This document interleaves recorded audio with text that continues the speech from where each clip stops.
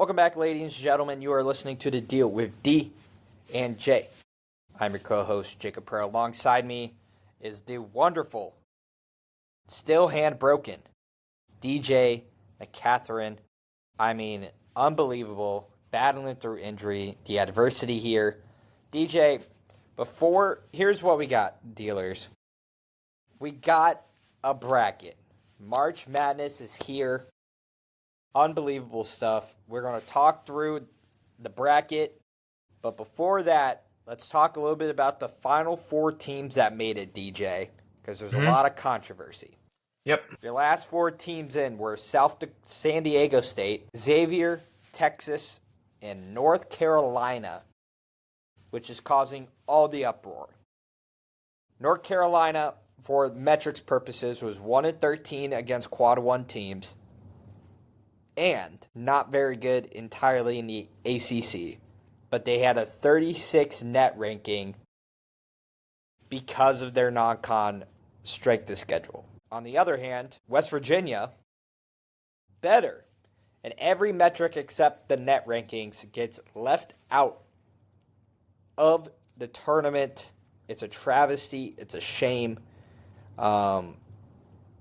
A lot of people contribute this to that the head of the NCAA committee is UNC's AD. So that's, kind of a big pull for why UNC gets in. And I'm a UNC guy. You know this for basketball. And they don't deserve to be in. They didn't play great. They played terrible all year. They started playing their best basketball with 5 games left, and that's just not a recipe to go win. It's just their last 10 games were pretty good. I think they won the 8 of the last 10 games they played. But, you lost to Stanford, you lose to Wake Forest, you lose to Pitt, you lose, and then you win. Your only 2 losses since mid-February are both to Duke. But it's you lost to the non-conference schedule for them. Might be the most brutal set of non-conference I've seen. They played Kansas, lost by 3 early in the year. They played Auburn. They played Michigan State, Alabama, Florida, and Louisville. And all those teams made the tournament. And Florida, what did they go against those teams? Florida, Bama, Michigan State, Auburn, and Duke are both 1 and 2 seeds. 1 and 2 seeds. Right? What did they go in that contest? What did they go? They all lost. They lost every single one. Their only ranked win on the year was against a UCLA squad. They lost to a ranked Clemson team, lost to Duke 3 times. There's just nothing impressive when you look at it, and the ACC was less than impressive. You lose to Stanford, you lose to Wake Forest, you lose to Pitt. Those are just losses that you can't come back from. But I think their saving grace is they played a absolute gauntlet of a non-conference schedule when you look at it. They took Kansas to the brink. They took Michigan State to overtime and only lost by 3. But that shouldn't matter if you won none of them. But you can play as bad of a gauntlet as you want, but if you don't win a single one of your gauntlet games, why does it have any weight? Weight comes with doing something positive with the bad hand that you're dealt. Well, doing something bad with a bad hand does nothing for you. Well, the net rankings take it all into different considerations. Right? But I'm either saying, way, right? I'm in the same boat as you. The only reason Alabama was considered for the college football playoff spot was because of who they beat during the season, despite their horrible losses. So those good wins had weight against bad losses. If they had lost to Georgia and then also lost to Arkansas, they wouldn't have been in consideration. You know what I mean? So playing a hard schedule only helps you if you're doing something positive with that schedule, with that bad hand. So yeah, you can miss me with that. Being the UNC director, or being the director of the this committee. I don't really think it had a lot of pull. Though they said, they looked at it, or he left the room when they talked about UNC, but they could have talked about UNC before, right? Also, I think you just got to put the weight of UNC on college basketball into consideration. It is, it's no secret that UNC is a basketball blue blood, right? They, for how many years have they been in this tournament, right? And then you're going to put them on the cusp of coming in. I don't think you need this director or this chair um, to come in here and fight for UNC's need to be in. Did UNC deserve to be in over a team like West Virginia? Probably not. But if you're putting them close enough to sniff the tournament, UNC more likely than not is going to get the nod. So whether it's fair or not, or the controversy behind it, I understand how people can do that. But like logically in my head, if I'm with a bunch of people who know ball, right? Yeah. UNC's not going to just slouch over. UNC will probably make the tournament, right? I think And I I, also I also want to take into consideration, like, I think they rewarded a ton of teams who were playing good basketball in the stretch of February. mm-hmm. And momentum's a real Because thing. I'm looking here for West Virginia, and it's since the start of February, it's win, loss, win, loss, loss, win, loss, win, loss, win, win, loss.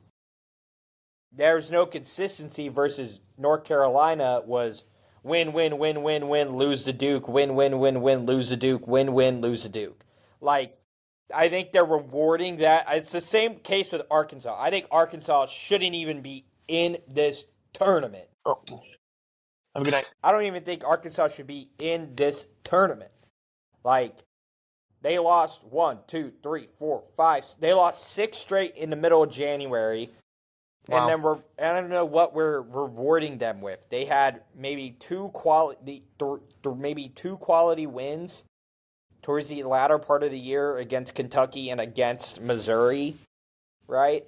But like they've been terrible. Like they're just not a good team. And I'm shocked they're a 10 seed. And it's the same. I have the same argument with Oklahoma. Like I don't know how Oklahoma gets in over a team like Boise State or a team like even Indiana for this instance.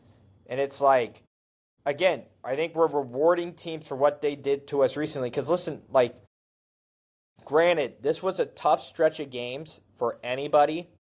Right. But like, since the last week of January, they lost to A&M.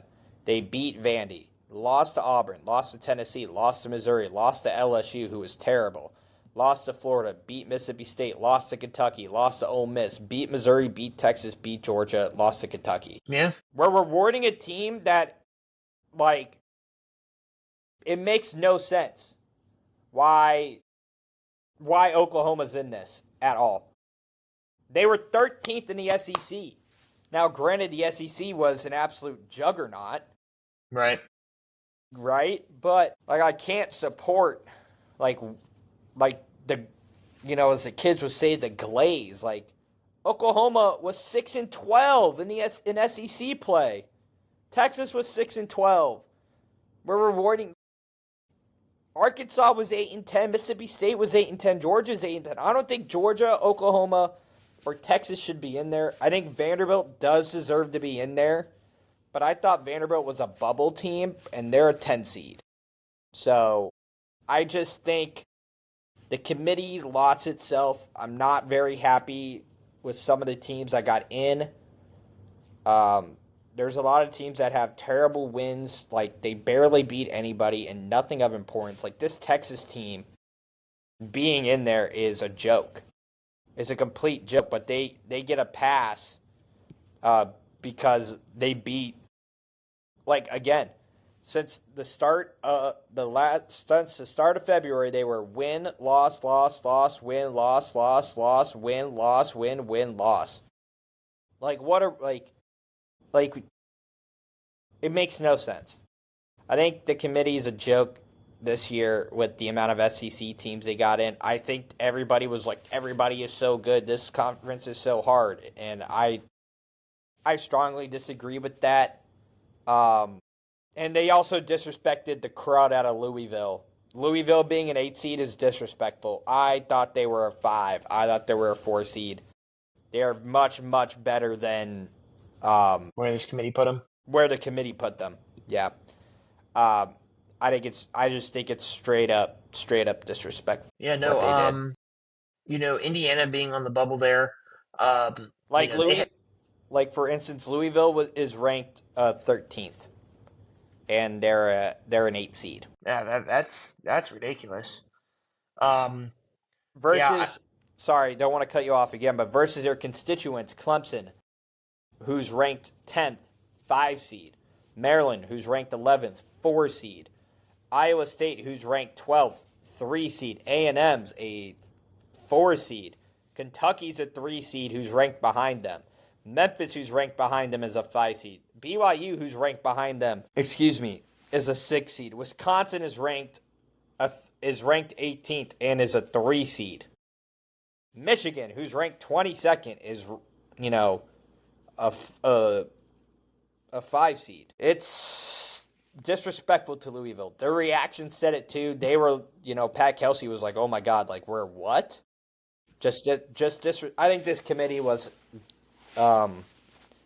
disrespectful and just not on its A game this year. and no, I thought there were some questionable decisions in some of these lower teams, right? That were still one or 2 or 3 in their conference, playing for these conference titles, right?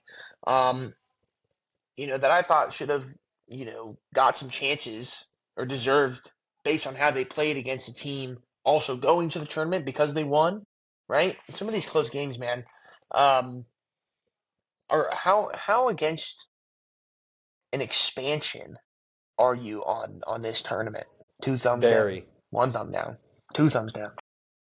I think 64 is perfect. I don't think it needs to be expanded. I think it's a good number. I just think the committee needs to start rewarding mid-majors for playing really good brands of basketball and not so much on, like, your eyes have to tell you, are they good or are they bad? When you watch Texas, they are a bad team. When you watch Oklahoma, they are a bad team. When you watch Arkansas, they're a bad team. Vanderbilt, I'm like 50-50 on because Vanderbilt, while have the similar records, like they played like their home court was very tough to go play at. Very, very tough. Versus like the Mountain West, again, I want to talk about a juggernaut of a conference. That's a crazy tough conference, right? I think the American got absolutely disrespected as well. I thought North Texas could have possibly made it. I thought George Mason.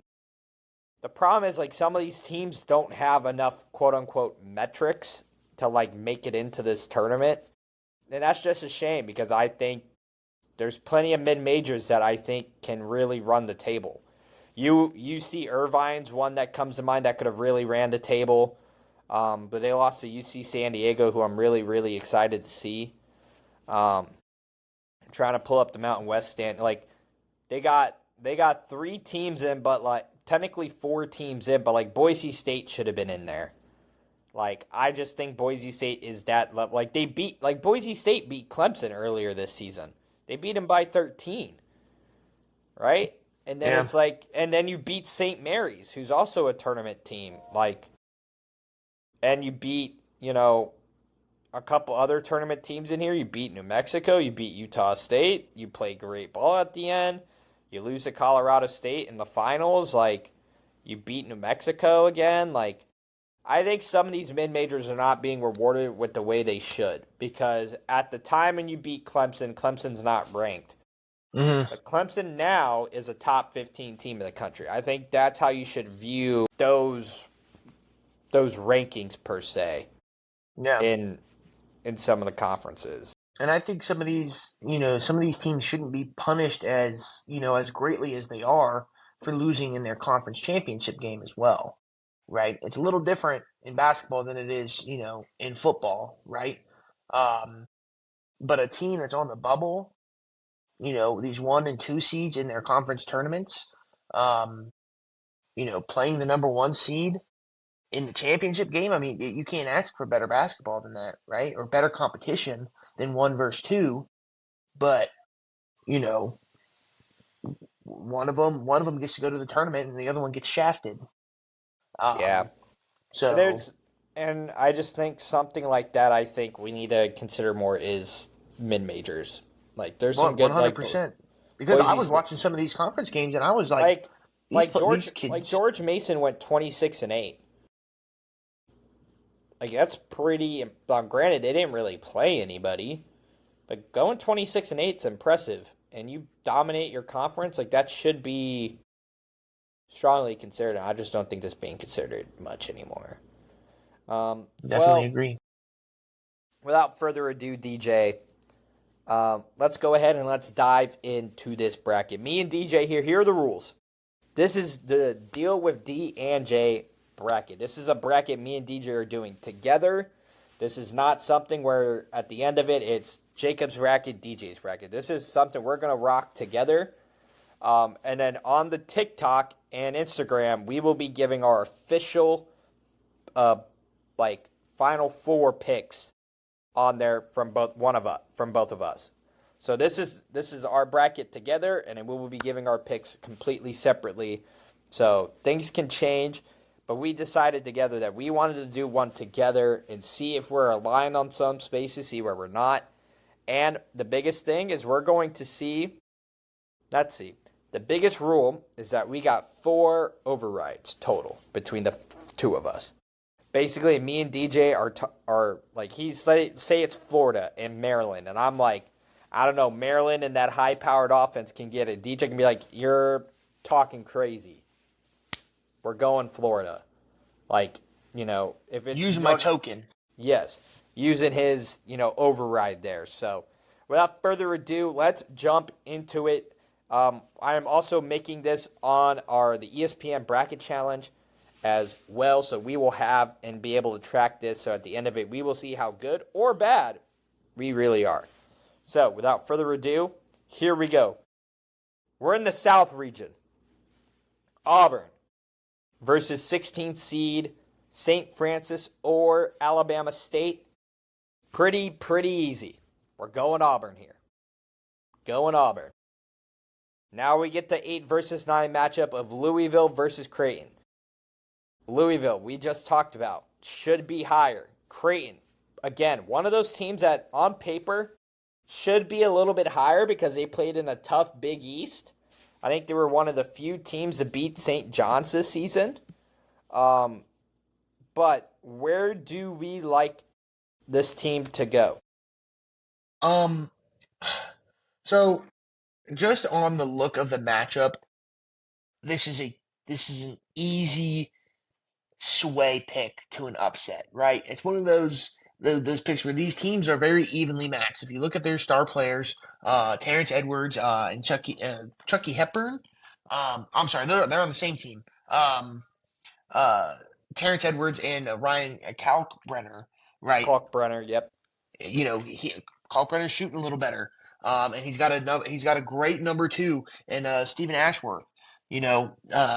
Shooting the lights out of the gym. But then you look at a team like Louisville, right? And their players are playing more team basketball, right? If you look at Creighton and you're looking, what happens if Kalkbrenner's off, right? He's having a bad night. Who is going to be there to back him up? Because Stephen Ashworth might be shooting lights out of the gym, but he's also doing that on top of Kalkbrenner playing his game. I think depth wins. You're not following. You don't No, like that? there's some somebody's like running up and down my apartment stuff, so I feel my like apartment shaking. I was like, what's going on here? I thought No, I was no. talking crazy. No. So I like where you're going.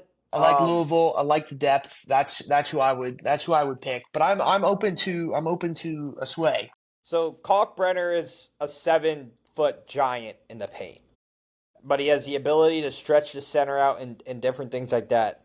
I think with Louisville being severely slighted, it makes me want to go Louisville. They're playing their best defense right now. They have a great tremendous thing to get in and out of stuff, on, especially on the transition side. And Creighton really is susceptible to turning the ball over. And Pat Kelsey is one of the better coaches. I think this is going to be a phenomenal 8-9 game. So I agree with you. We're going to go Louisville here. We got a 12-5 matchup, a 5-12. It's Michigan versus UC San Diego. UC San Diego is one of the more up-and-coming,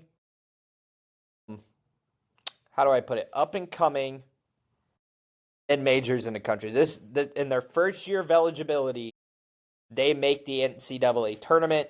Mm-hmm. Their greatest strength is that they play great defense and they shoot a ton of threes. And not only do they play great defense, they cause turnovers and they capitalize off turnovers. Versus a Michigan team that's kind of gotten hot lately. They ran through the Big Ten with Trey Henderson, and they have Vlad Golden and Danny Wolf, 2 7-footers with range and speed. But Michigan's biggest weakness is that they turn the ball over. Mm-hmm. And I think in a game like this, where it's so important to not turn the ball over, it's a very, very popular pick.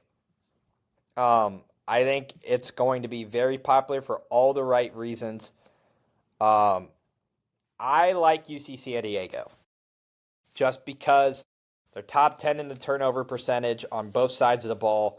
They hit over 35% of their three-pointers. And while they're a little bit smaller, and I think Michigan's size can cause them a ton of issues, I think the fact that they turn the ball over so much, I think is going to make a huge, huge difference for UC San Diego. I'm a certified Michigan hater. I hate Michigan through and through, but unbiasedly, having 2 7-footers on your team makes you in a sport that requires all 5 positions to play their role. Michigan does that very well. Simple basketball, right? Pick, roll. They take open shots. They're among the best in the country in shooting when they do take their shots. But like you said, the turnover game is it's dicey, especially when you're playing a San Diego team, UC San Diego team that does like to capitalize on those turnovers. And they're hitting 36% from the three. I know it's going to sound redundant to say throughout this whole thing. Do we like the size matchups, right? If you're having both 7-footers on the floor, right, and you're a team that shoots the ball, you're going to find a mismatch, right? But if your shooters aren't on the floor, does Michigan have an advantage being that they have the size? I've been going back and forth with this because I was talking with my brother about this. Of we love UC San Diego, but who's the worst team for them to face? And it's Michigan. Because they have 2 7-footers. And UC San Diego is one of the more smaller teams in the country, coming out of the Big West. And it is one of those things where you gotta, not the Big West, excuse me. Gosh, what conference are they? No, I'm right, the Big West. Here we go. Coming out of the Big West, they are on the smaller side of the thing.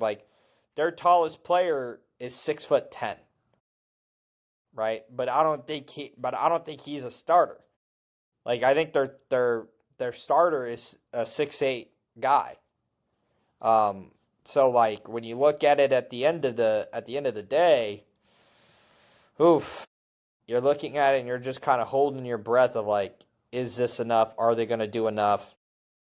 Being 6'8" versus a 7-footer. Now, I think this is where the turnover battle comes into play. I think Michigan is incredibly inconsistent, but they have found their stride a little bit in the Big Ten tournament. But prior to that, they were slipping hard. They don't shoot a lot of threes, and when they do shoot them, they don't make them, but they take the highest number of shots inside the three-point arc versus a team that plays well in transition, shoots a ton of threes, and is one of the best defensive teams in the country. I read that Michigan was good on the three ball. No, it was one of those things where I'm sorry, it said best 2-point shooting teams in the nation. I'm sorry, I definitely read that wrong. As of right now, the BPI gives Michigan a 61% chance to win, but this is March. Anything can happen. Right, and just to add two quick notes in there, right? I watched the Michigan Wisconsin game, right? Yes. Funny enough, we were in a tornado warning and we had to go side by side. Gosh, people love their basketball. Goodness gracious, they were like, Well, yeah, it's do you know people that don't there's a championship game on? I'm like, do you know that there's a tornado warning and people's lives are in danger? They're like, they I don't don't care. care. I don't care. I want They my basketball. That's not near me. It's near somebody. they rather you send the alert to their phone than All these old people, they don't be getting notifications like that, Jacob. I know. Listen, But I try to watch Creighton UConn, but like I mooch off my grandparents off in St. Louis, and they were in tornado warnings yesterday or Friday, so like I couldn't watch any of it. But continue. yeah, so I was sorry. So I was watching the Michigan Wisconsin game, and Michigan's fight, man. I mean, Wisconsin, gave up some opportunities to Michigan, right? Michigan got a lot of calls that went, their way, rightfully so, right? I'm not sitting here saying that the refs cheated them. No, But they you can got say some. that. That's safe. Sorry. You can say that. I You mean, can I say could, that. but I mean, if I wanted to, I so would. But Michigan's fight in this game when um, they were down was great, right? They never lost touch with themselves, um, but at the same time, if a team like UC San Diego is shooting well from the three and is going to cause more turnovers than the average team, right? I I might be on a I might go with you and lean San Diego. And the little preview thing says normally 1-5 versus 12 goes down. I'm looking at these other matchups. The only other one that intrigues me is Oregon Liberty, right? But I'm if you're down, I'll put UC San Diego in there. I think we rock it. I think that All right. Michigan is the ultimate case of yin and yang. Mm-hmm. They're playing their best basketball now, but that was 3 games over 3 days versus now you're resting. You got to revamp. Mm-hmm. I like UC San Diego. Let's roll with it. Texas A&M, Yale. Both teams very, very physical. DJ knows where I'm going. He knows where we're gonna have. He knows where we're gonna have to go. For this opening round game, and then after that, it's free game. But Yale plays a very, very physical style of basketball. They get after it. They play great defense. They cause issues. Right? A&M is slipping just a little bit. They can go and rebound, but they can't shoot. Like it's one of those things where it's like pick and choose. And Yale plays really, really good fundamental basketball. Right? They don't turn the ball over. They get the boards. They play great defense. Right? And then they shoot very, very good. And they limit other teams to be all over. Right? I think Yale has the recipe to beat Texas A&M, and I think that they do. Maybe, just maybe, I use a token on this one and go oppose. You're going to upset a very certain somebody. I'm just messing with you. I'm just messing. I'm playing. No, I like the way that Yale plays on both sides of the ball. I feel like teams that can score a lot of points and play decent defense cause hell for these teams that play a very specific style. I think Yale is going to force Texas A&M to play their style of basketball, and I think this is going to be our second upset of this tournament. I think Yale is much better than a 13 seed. And I think Texas A&M, maybe even more so. I think Texas A&M is worse than a 4 seed. So I'm okay without 7.5 point favorites for Aggies. I think is nuts. Um, that line that line is crazy. But I'm picking Yale. Sweet. We're moving on. We got Ole Miss versus the winner of San Diego State, North Carolina. Let's touch quickly on San Diego State, North Carolina here. Aztecs play great brand of basketball. We know what they do. They get rebounds. They shoot the ball well. That's really Mm-hmm. about it. North Carolina is all over the board. They can rebound well. They can shoot the three ball well. They can push it in transition. But on the other side of the coin, if those things aren't working, they're in a ton amount of trouble. Versus San Diego State's a little bit more consistent, but North Carolina's playing its best basketball right now. And I think they have a little bit I think they have some juice now that everyone's telling them, you don't deserve to be here. You shouldn't be here. Why are you here? I think North Carolina wins the play-in. And DJ, I'm using my first token because they're my team. And I love my Tar Heels. And it's statistically proven that the winner of these 11 seed games really get a kick of momentum. Look at NC State last year is a prime example of this. Or UCLA a couple of years past. I'm taking UNC over Ole Miss. And I'm using my token. Yeah, And you know there's why just, that's annoying? Because I wasn't even picking UNC to win the play-in. I know. And Uh, that's why it's so frustrating for you. Because and that's the little sprinkle of this token business here. yeah, I was picking San Diego State. Like you said, I think UNC. Would you have picked the 11 over Ole Miss regardless? Yes, yes, I would, and that's more so because I don't know Ole Miss Okay. enough to be judged against UNC or San Diego State, where their brand of basketball is Chris is Beard pretty consistent. Chris Beard's a great coach at Ole Miss. He's going to do really good things there. I think low key, I think he's out after this year because I think he's taking the Indiana job. But we digress. Um, I think UNC will beat San Diego State, but do I lose the token even though we both were going to pick an 11 seed? Yes, because you're automatically Picking UNC for this, even yeah, though in the bracket I can't pick UNC. correct. I All mean, right. because you would use it anyways. Yes, I would. Yeah. Okay. All right. Moving on. I'm just gonna say, hold on, let me say my piece real quick with that. I think the UNC brand kind of has. This is gonna sound probably bad, and it'll probably backfire on me, especially if UNC wins. But I feel like UNC has this type of aura that people feel like they get just because they're there and they're playing good basketball now. But they, like you said, they're not. Their game's not been good this year. They're playing well in the last 8 to 10 games. With losing to the 1 seed twice, 3 times.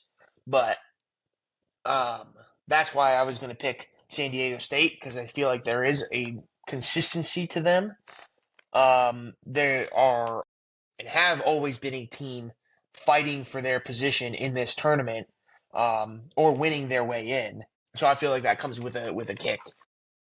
And like you said, Ole Miss is that coach uh, will probably be out. Chris Beard, yeah. hmm and he'll do good things, but I don't see them moving on past an 11 seed that has a good kick of momentum. So Let's go here. Let's talk Iowa State Lipscomb.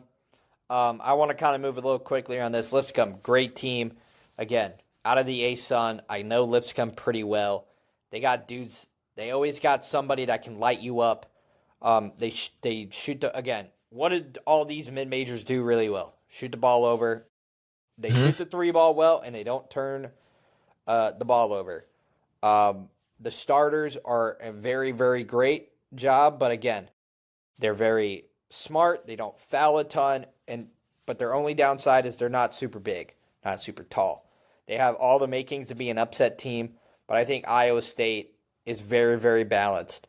Again, they're losing Keyshawn Gilbert, second on the team in shooting and first in assists. I think is ruled out for the season. And they're banged When up. And they're was not. that?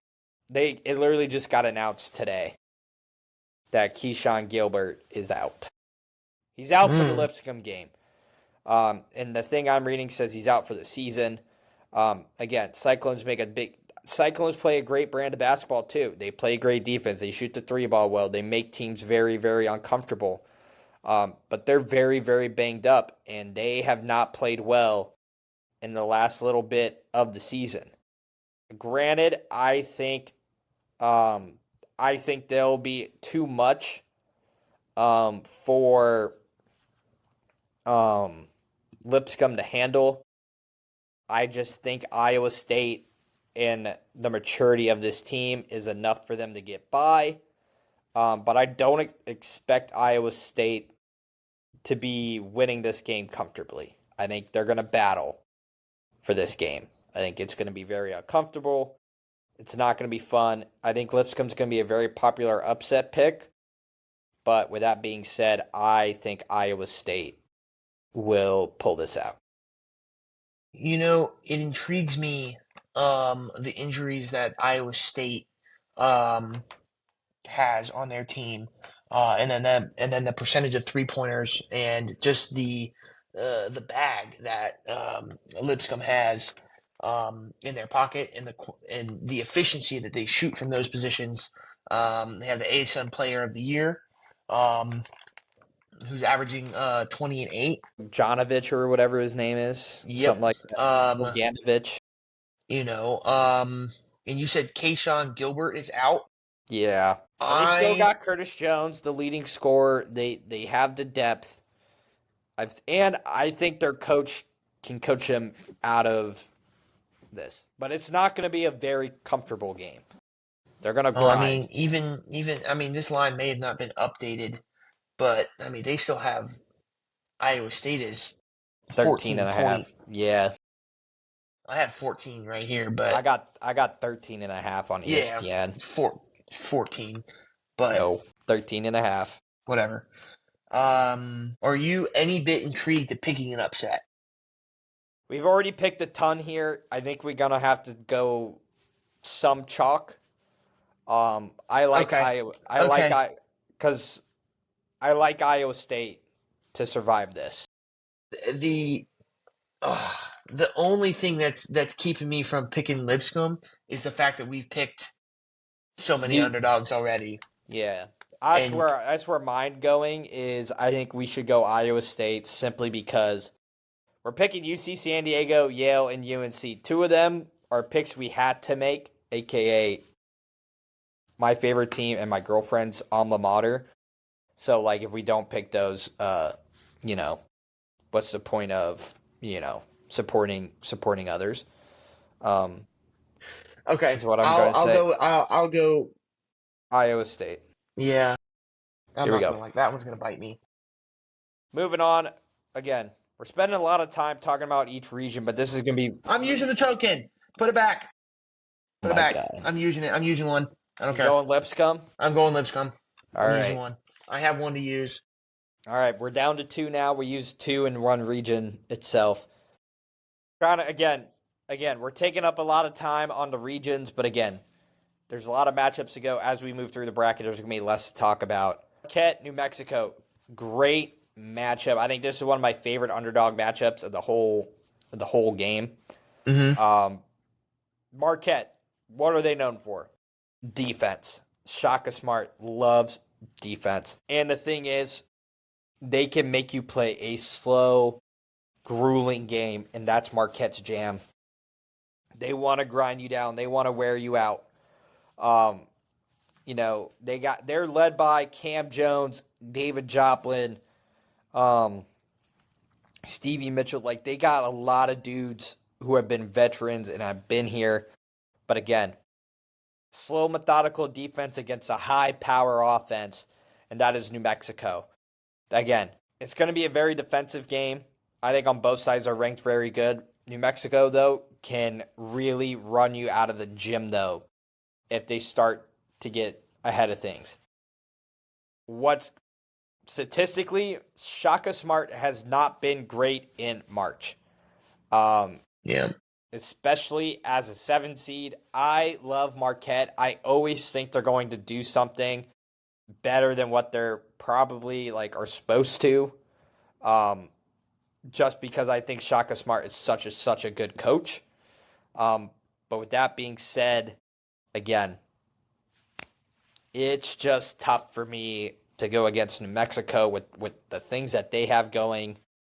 And knowing Shaka's history, I am personally leaning towards the Lobos, but I am totally okay being swayed to Marquette if you feel very, very strongly on Nope. Marquette. I love that you picked that upset. I was, I The was on. region, the region of upsets. It is. I mean, to be fair, one of them we had to pick, um, because it's your favorite team. The other one, I think Yale makes sense. Um, but I think this one specifically. I mean, you mentioned the defense of Marquette. Um, the Lobos top 25 in defensive efficiency and defensive rebounding. And on top of the way that they can shoot the ball, I think that's a matchup disaster, right? And Here, we the talked about spread. people that can shoot the ball and then also play good defense. They're matchup nightmares to teams that play a solid way of basketball. So I think that's a great upset pick. Again, Marquette is currently a 3.5 point favorite. So, Michigan State, Bryant. Again, Bryant shoots the ball really well, high powered offense. You're going to hear us say that a lot, but that's what the best of the best do in these mid major conferences. But I think Michigan State's going to be salty Michigan coming State off. is Michigan State's going to phenomenal. roll through this. Uh, let's finish out the South region here. Just so we can speed things up just a little bit. Auburn, Louisville. Again, Louisville is not your typical 8 seed. They're going to give Auburn a hard time. But Auburn has consistently been one of the best teams in the country, and I think they get past Louisville with ease. Do you have any You think they opinion? get past Louisville with ease? I mean, you don't Maybe not have ease, any. maybe not with ease, but I think they get past Louisville. I mean, I have a problem with it. I would pick personally Louisville over Auburn, and the fact just on the play style that Auburn's been playing to end this season, it's been not great basketball. It hasn't been them, right? Though they're the number one overall team in this bracket, I didn't feel the same way, right? They obviously have had their dominance throughout this season. Like, there's no denying that. They have the capabilities to continue that through this tournament, but what has happened these last couple of weeks, where it feels like they're kind of going off the rails. Um, Yeah, and but I I mean, don't really have I don't have an answer for it. I don't know how it just kind of just falls out, especially in the most important time of the year. And that's what really shakes me up. I'm not, and no credit taken away from what they've done, but if you're gun ho on Auburn, like, I'll pick them. But I mean like, they're I mean I like Louisville. the stretch of games they've had have been brutal. Kentucky, A&M, Alabama, Ole Miss, Tennessee, like brutal. I think they are. I think they're great. I think I think they're going to beat Louisville. I feel very very strongly that Auburn gets past Louisville. I think Auburn is not the 1 seed to go down in the round of 32. I don't think any of these 1 seeds go down in the round of 32, and the only one I think that is in trouble is Florida if they get matched up with UConn, which we will get into later. Mm, But I think Auburn is the right pick to go here. okay, I'll go with it. UC UC San Diego and Yale. I mean, talk about Talk two about a different. matchup. Talk about one a matchup, and talk about two completely different teams. One team's super physical and plays really, really, really good defense and doesn't turn the ball over on offense, versus a team who's high powered, wants to shoot the 3 ball, and causes turnovers. So something's got to give. I think UC San Diego, I just love them too much.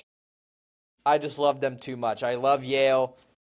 I don't want my girlfriend to kill me, but she knows it too that UC San Diego is a wagon, and I think they move on to the Sweet 16. Do you have any opposition?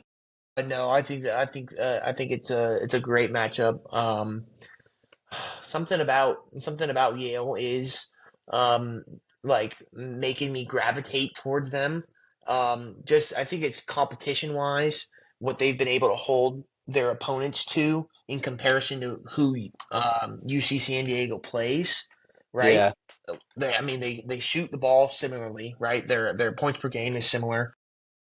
Obviously, differential in opponents' points per game is pretty drastic in an 8 point swing.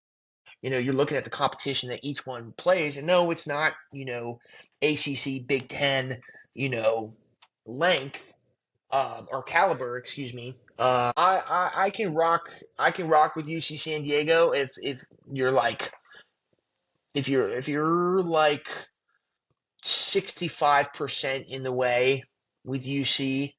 I'll rock with you. I'll rock with UC with you. I'm going UC San Diego. Okay. I'll roll with it then too. But Kara, I put up a fight for you. I know. We got UNC versus Lipscomb here. Again, I'm not going to use my token here. These are our two token teams.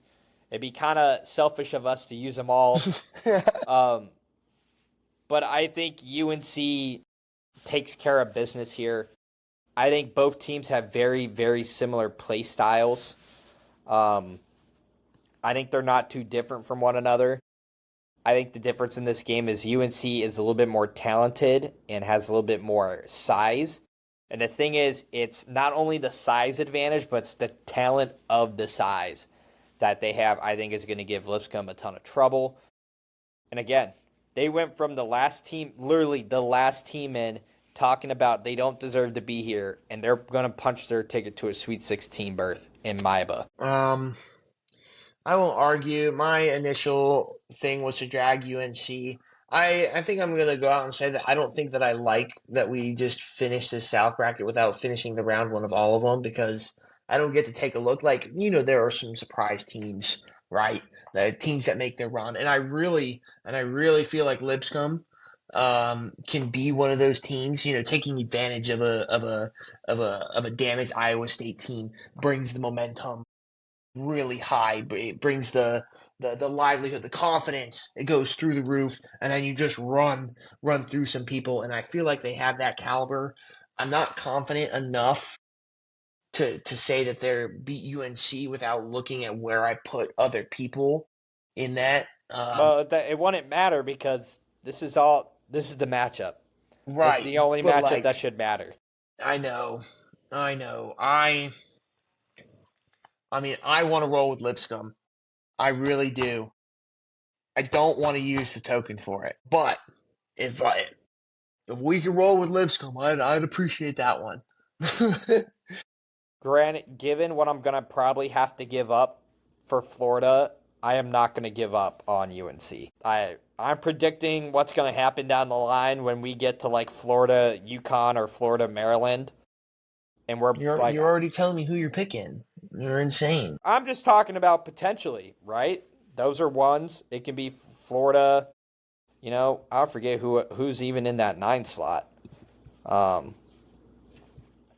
Florida, Oklahoma. Like, come on, Oklahoma doesn't deserve to be there. Like, listen. I know you're super high on Lipscomb, but Lipscomb does not have a great track record in the NCAA. Right? They've been bounced every single time they've been there. Them beating Iowa State would be a huge, huge momentum shift, and there's been stats that back up that a team that does that, the next game gets the doors blown off of them. I don't think that happens. But you're not talking about a 116 like No. Irvine did against Purdue. Not Irvine. That was Fairleigh Dickinson. Know your Whatever. facts. Know your facts. Whatever. Listen. I'm telling you. We talked about bashing UNC, but I'm telling you, they're in this tournament whether we like it or not, and they're going to cause issues if they win. And I think if this happens, like we're predicting it, that's the whole point of this, DJ. All right, fine. Put them in there. This is what we're going. Fine. Listen, New Mexico, Michigan State. I think Michigan State is gonna. I think Michigan State. It's Izzo. It's Tom Izzo in the month of March with a great Yeah, team that has no business being this good. So yeah. I'll take them with you. Auburn, UC San Diego. I believe UC San Diego's magic runs out. Where are we at here? We're in the Elite Eight. Auburn, UC Auburn. San Diego. I think the magic runs out for UC San Diego. Yep, I would agree with that as well. UNC Michigan State. This is a classic matchup that I love. I love. But this isn't Roy Williams' UNC teams against Michigan State. History favors the Tar Heels. But that was with Roy Williams. Mm-hmm. He's gone. This is Michigan State team against Hubert Davis. These two teams are not built the same. This Michigan State team is special. I think Michigan State takes down the Tar Heels. No argument here. Auburn, Michigan State. Feels very chalk that eventually we eventually get to a 1-2, right? Mm-hmm. But with that being said, where do we like the matchup? I like Tom Izzo Ooh. in the month of March. I really do. With this path that Auburn's taking, right, with the exception of Louisville, I think they run into a buzzsaw in Michigan State. I like, Auburn as far as a confidence thing. We'll get some back. I think it's going to be one of those classic games like Duke Michigan State when Zion was there type of feel. But I think they run out of gas like Duke did, and I think Michigan State pulls through against a team that they probably shouldn't beat, right? As Auburn, again, proved to be the number one team all year long. And I believe those wheels are shaky. I do. I was willing to put Louisville over Auburn, but if I'm shaken there, I think the only suitable team for that wheel to fall off is going to be Michigan State. With that being said, let's jump over to the East. Me and DJ have agreed Michigan State punches their ticket to San Antonio. Let's jump over to the East, where Duke is the number one seed. They're going to take care of business. Cool. The big question mark with Duke is the health of Cooper Flagg, obviously. But I think what's impressed me recently is that they played so well without him when he went down. And it's scary that if they're able to play this good without Cooper Flagg, it's just like imagine if they had him. Mississippi State Baylor. I am going to sit out this pick. This is 100% you. Whatever you want, I will rock with because it is a conflict of interest for me to pick this game. So I'm going to let you pick it. I'm sitting at a stat here that says 9 seeds are 16-8 versus number 8 seeds, right? We picked Louisville in the first go around. So now we're looking at a matchup that is pretty similar. I think Mississippi State is playing great. Baylor defense, right, is historically been very well, has been very good. I'm conflicted here as well, and as much as I want the insight, you're not gonna give it to me. I like Baylor on the defensive side, and I really like Mississippi State on the offensive side. Let's see what we got here real quick. Just for a little background, matchup. Josh Hubbard is Mississippi State's best player. Mississippi State can crash the boards. Baylor is known for their transition offense, but they are without their starting center who's been deemed out for the year, so they're playing a small ball lineup with Norchad Omir, who's a 6'9" center right now. Yeah, and that's definitely a matchup. Conflict of interest with a team that does pretty well on the offensive side. I am picking. Let me ask you this, without see if I can step aside the conflict of interest part. Are you confident in any other 9 versus 8 upsets? Then I'll take this one to go Baylor's way. Moving on, Oregon versus Liberty. Oregon, a surprising 5 seed, right? Surprising 5 seed. Liberty. I think they said on the broadcast that they are like 23-0 when they hold opponents under 70 points. Who is? Liberty. If they hold you to 70, they win every single time. Again, Liberty is historically known for being an upset team. They play a great basketball. They have a coach that's been there forever. They are currently top 5 in three-point shooting, shooting at an incredible 40%. They're top 3 in top 25 in three-point attempts. Again, Oregon, but here's the thing with Oregon. It's Dana Altman in March. He just finds ways to win. He figures out ways to win this game day in and day out. He almost did it last year by taking Oregon to the Elite Eight as an 11 seed. And they just fell a little bit short. I'm torn here. I really am torn. Like, talk me into where are you going? Because I'm super torn. With all right, I'm bringing in a little bit of help here in looking at Oregon's schedule and how they're finishing the season here. You said what was the magic number for Liberty? You said 70? Under 70. Under 70. Right. So to end the season, wow, that's run to end the season. 1, 2, 3, 4, 5, 6, 7, 8-1. 8-2 in their last 10 losses to Michigan and Michigan State. Michigan State twice, but they performed really well in these games. And some of these teams are defensive savvy. Michigan plays a very basic defense, but effective. Michigan State known for good defense, especially in the clutch time. So their points, Liberty is intriguing. I mean, especially with the amount of separation that they have on the defensive side in points per game. I want to lean Liberty.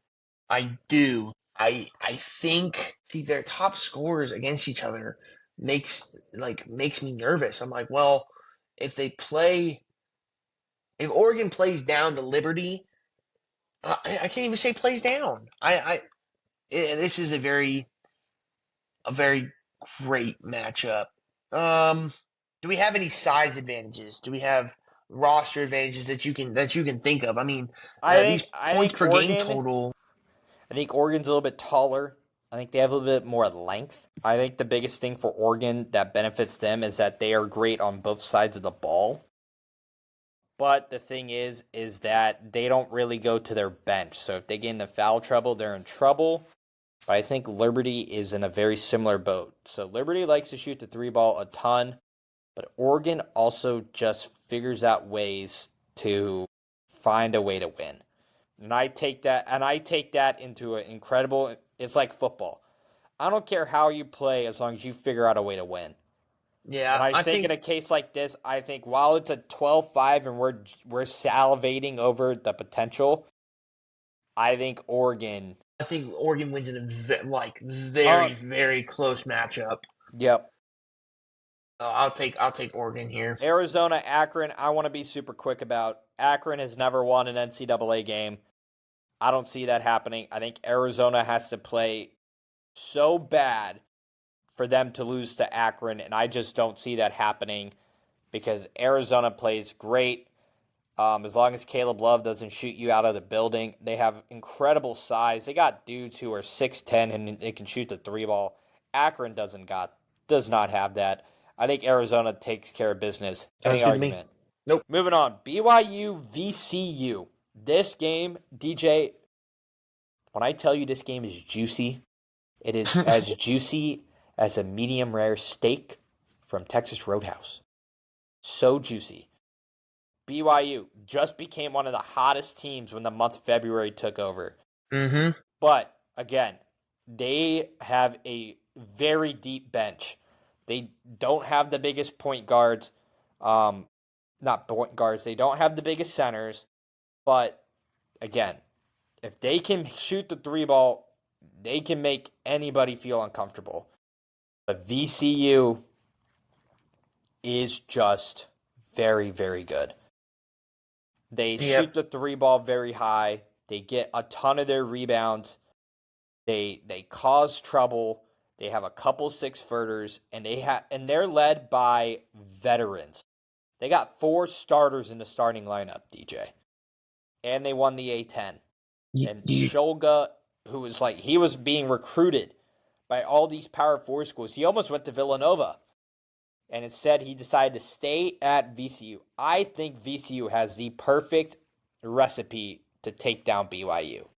I'm going to agree. And there's one thing that you said that really piqued my interest, and it reminded me of another team. Let's see if you can remember. That had 4 starters at least return in the run that they made in that same tournament. Do you know the team that I'm talking about? Very underdog-esque, very deep run in March Madness. Talking about Butler? Nope, Nah, I don't know. very recent. Very recent. You got 4 starters return and you made a run? I don't know. Who are you talking about? Florida Atlantic. Yeah, that's where my And that is where my head goes when you're talking about this team. Solid on defense, can shoot the ball, underdog mentality, starters, so they're a veteran presence. It is great. And then you were talking about Juicy. The line is 2.5. Insane. But I like the upset here.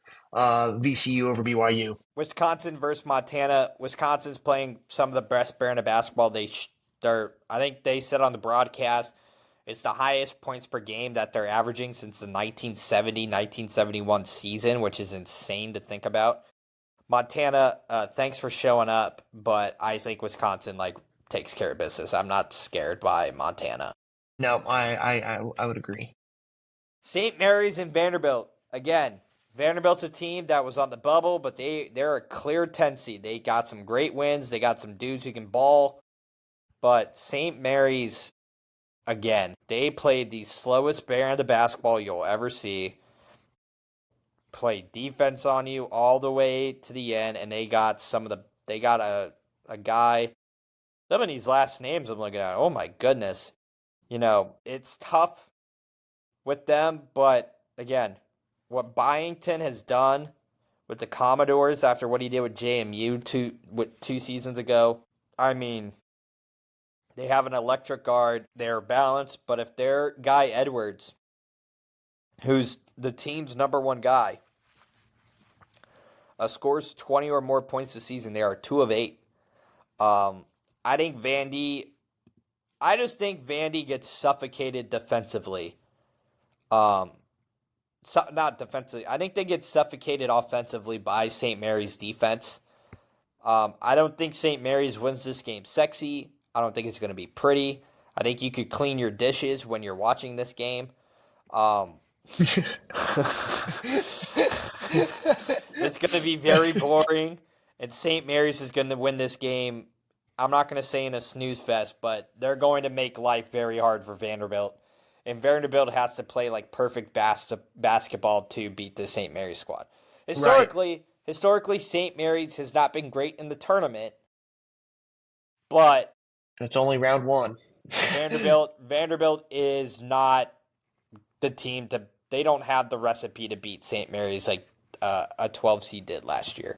I would agree, and I don't think that stat about Jason Edwards when he scores over 20, they're 2 and 8. I don't think that stat matters, as March Madness needs to be a team form of basketball. Yeah. The only team that may have that exception might be Duke with Cooper Flagg, as he's the number 1 player in the nation. But besides that, you're right in with Vandy shooting, so bad from the three pointer, you can't rely on those open shots as much as you need to. So I think that causes a ton of issues, and I'm okay with picking St. Mary's here. Love it. Alabama, Robert Morris, Alabama. Staying in the East region, I know how much DJ loves this region by region stuff, but Duke versus Baylor. Again, I'm going to sit out of this due to a conflict of interest, but I think DJ can speak for both of us where this game ends up going. You know, As much as I love my conflict of interest and I love them to death, um, I just think Duke is so talented. I think Baylor puts up a shot. I think VJ Edgecombe, I want to speak real quickly. If it's Cooper Flagg and VJ Edgecombe, I cannot wait to see that. That is going to be so good. They're so talented. They're one of the two best freshmen in the country. But yes, DJ, I will let you pick over for us. um, yeah, I really do like this matchup a little bit better than I think people think. I think Duke is the better team through and through. I think a big question mark again is Cooper Flagg and what is his status throughout this tournament, right? Yes, I think unfortunately we're not going to have that information, right now. you know, and I think that is a flagrant foul on the people who fill out these brackets. But or they should give people the opportunity to change it more if they know. So I think momentum riding, if it was Baylor without Cooper Flagg, or Duke without Cooper Flagg, Baylor comes in, I wouldn't be opposed to an upset in that round. But with Cooper Flagg playing, I think there is no doubt in my head that Duke goes through Baylor. Oregon, Arizona. This is going to be a great game. Yep. Again, it's Dana Altman in March. He finds ways to win. And the way I say Caleb Love can shoot you into games, he can shoot you out of games. I think this is a game he shoots you out of.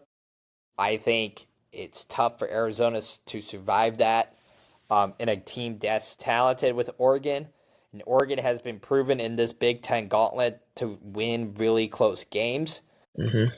And I like the Oregon Ducks to take down the Arizona Wildcats. Do you have any opposition to my pick? Not really opposition, but I'm just gonna tag along real quick. March is not a one man basketball. You know, like the March Madness tournament is not the time for one person to take over. Again, with the one exception being Duke and Cooper Flagg. Um, when you're playing teams and you don't have a player like that on your team, you need to play team basketball. And if Arizona can't win using team basketball, then the only other option is to lose. So I'm picking Oregon as well. VCU, Wisconsin. VCU, they're looking like a Cinderella. They look like a Shaka Smart VCU team of old, right? To get there, to get deep, this is a recipe to do it. Against a Wisconsin team that's probably a little overhyped based on where they've been ranked and what we've seen. But Tanjay of Wisconsin is an absolute dog. John Tanjay is a dog, right? But Max Shulga is also a dog.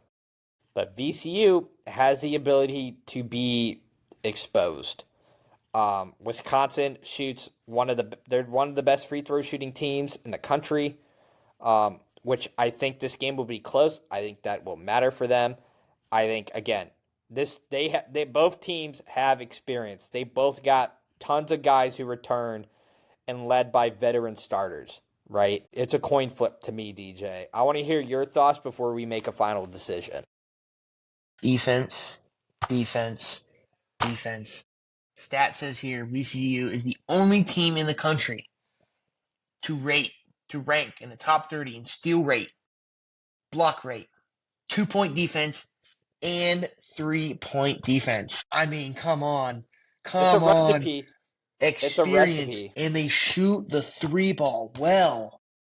I mean, they grab 30%. The stats here says they grab 37% of their misses. So they're good on the offensive glass, too. Second chance opportunities. You know, they chuck up 3-pointers. They're good on defense. It's not coin flip for me, Jacob. I'm really rocking with VCU. You're rocking. I think this is the Florida Atlantic team of a couple years ago. 35% from the 3-point range, 46% from the field, averaging 80 points a game. you know, but like you said, I think if you're really rocking with VCU, I can rock with VCU. I'm rocking with VCU on this one. St. Mary's, Alabama. Love you, St. Mary's, but Alabama's going to shoot you out of the gym because Alabama, that's what they do. Grant Nelson is a question mark still for this Alabama team, kind of similar to Cooper Flagg. If he's there, this Alabama team takes care of business against St. Mary's like with real ease. If he's not there, I'm a little slightly worried if Mark Sears doesn't get going. Mm-hmm. But I think Alabama takes care of business. Duke, Oregon. The color matchup in this game It's is gonna going be to be great. crazy. It's gonna be great. Dana Altman gets Oregon to another Sweet 16.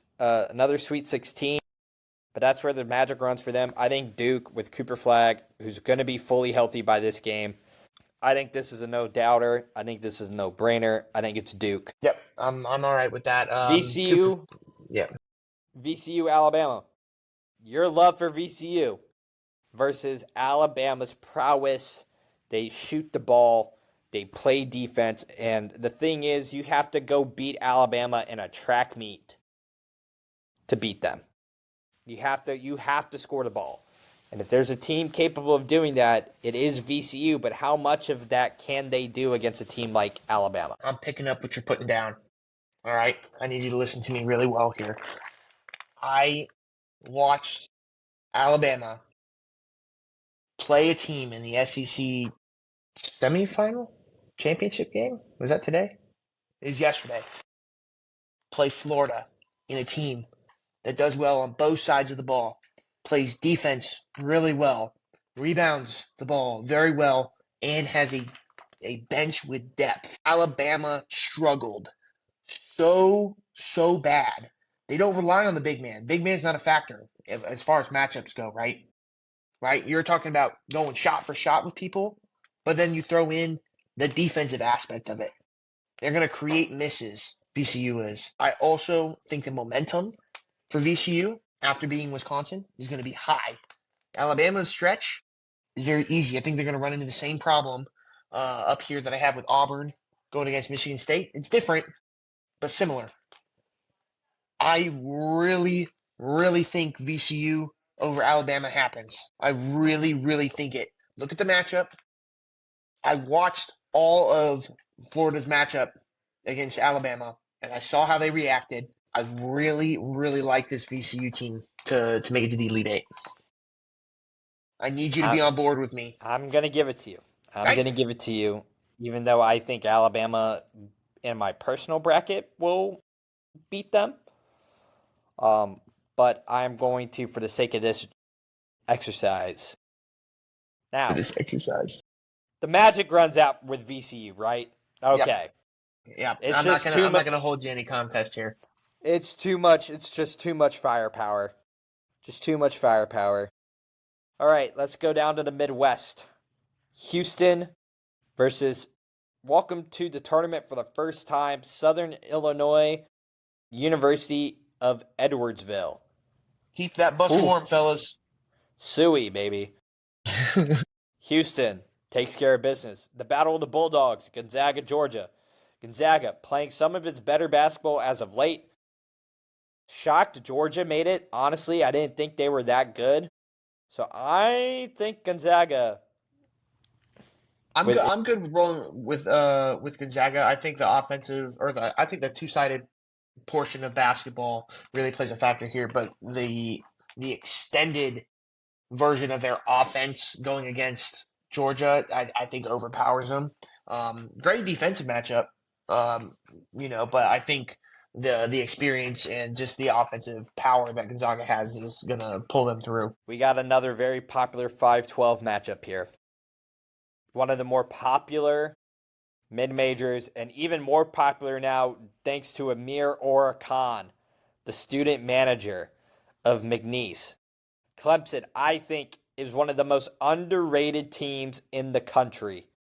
They play great defense, right? They got wins over Duke and Kentucky, right? The Tigers, again, should have taken care of business against Louisville, but they had an uncharacteristic second half.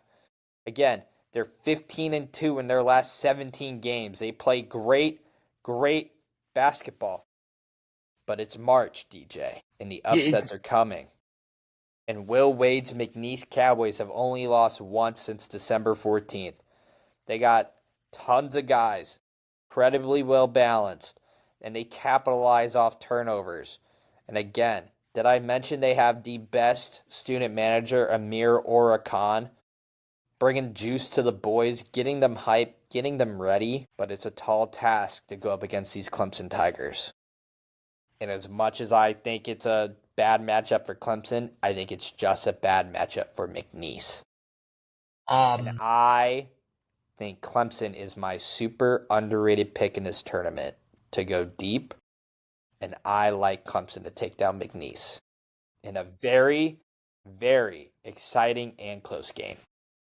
I am unfortunately going to agree with you, because I like this McNeese squad too. The matchups are insanely good. It makes for a very classic game, that could very well easily just end on a Hail Mary. But I agree with everything that you said. I think the magic of McNeese's run since December is going to run out here. I think almost against any other 5 seed, you could probably have him winning. I think Clemson, again, like you said, was very underrated and is going to cause problems in this tournament. So I'm good with Clemson. Purdue and High Point, Purdue known for the size, and they play good defense. And apparently they got a real high volume offense, shooting the 3-ball really well this year with Braden Smith and Trey Kaufman-Wren, who's, is averaging 20.2 points per game. But High Point, NCAA first-timers with a wealth of experience, winners of their last 14. They shoot the ball good. They have deep bench, and they also have a 7-footer that can go get rebounds with the best of Purdue. Purdue has lost the last 6 of their 9. And I think this High Point team just has, for some odd reason, just screams that they have the confidence to go in and beat Purdue. All I did was watch their reaction to making the tournament. I got a little insight of them, and they scream one and done. They scream one and done. They do. I have a really, because they play good defense too. They play so good, such good defense. And Purdue, I feel like oddly enough, plays or has been playing such a good offense, a style of offense. Purdue, you think them with Zach Edey, right? It was give Zach Edey the ball, and we will live by that sword and die by that sword. It screams one and done. If you ride High Point, I'll ride with you. If you ride Purdue, and that's where you're leaning, I will rocket that same direction. I I am really torn. I'm really torn. I just think that High Point gets the job done. All right. I think, I'll all ride High right. Point or High All Point. right. Illinois versus Texas is Xavier. First off, who's winning Texas versus Xavier, and that will help us determine. I think Xavier takes care of Texas, and I think Illinois takes care of Xavier is how my mind is working. Yep, I'm in agreement with that. Kentucky, Troy, this isn't Calipari's Kentucky teams. They play really good defense. They shoot the ball well. They don't take bad shots. Mark Pope is a good coach. Troy doesn't scare me. And I like Kentucky to advance out of the round of 64 for what feels like a very long time. I agree. Yep, as Troy is one of the worst three-pointing teams in this tournament. You're not going to beat Kentucky without having that in motion. Again, UCLA, Utah State. Again, this is a Utah State team that is a great mid-major. Again, they have a deep bench. They're 11-7 against top 100 competition. Again, much better on offense than they are on defense, but they can shoot it in both sides of the court. on the inside and the outside of the arc, but their free throw woes apparently get the best of them versus a UCLA team where Mick Cronin can get after it, right? They're a Mm-hmm. streaky team. At times play really well, at times play really bad. They can knock off the best, but they can lose to some of the worst. My gut is going to go UCLA simply because as much as Utah State earned the right to be here, I simply don't think it's enough for them to I don't know. That's where I'm leaning to. UCLA's played a gauntlet of opponents, and they've lost a majority of those gauntlet matches, but they have some good wins. Michigan State, in early February, they beat Gonzaga, another team here. Arizona, but they have some losses. North Carolina, Michigan in early January, Purdue, and they just got blown out by Wisconsin. Uh, I mean, they're the biggest culprits of a yin and yang. Like, they kicked off the new year, DJ, in the start of January with 4 straight losses. And then they won 1, 2, 3, 4, 5, 6. They won 7 straight. And then since then, they went loss, win, loss, win, loss, win, win, loss. Right? They did lose to a New Mexico team early in the season. That's, I think, something we should keep in mind, is that they did lose to a Mountain West team in the beginning of the season. They had some games that weren't super comfy for them, but they've had some big wins too. They beat a Wisconsin team, they beat an Oregon team, they beat Michigan, they mhm. beat But then again, what happened? It seems like the juice has run out. You know, you had a bad loss to Minnesota. You had then you lose to Purdue, and then you get knocked out by Wisconsin. I think UCLA survives this game, but I Yeah. don't think it's super comfortable for them. No, I think this is another one of those games that has a very exciting ending, but like you mentioned, is kind of that um, Yeah, dishwashing it's game. just there. It's just on. Yeah, so I'm okay with picking UCLA.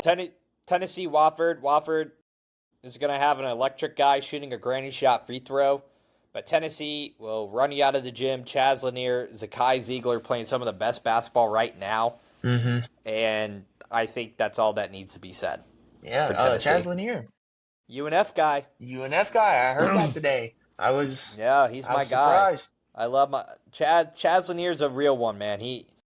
Quick story about him, man. The fact that he's doing what he's doing is just a testament to him.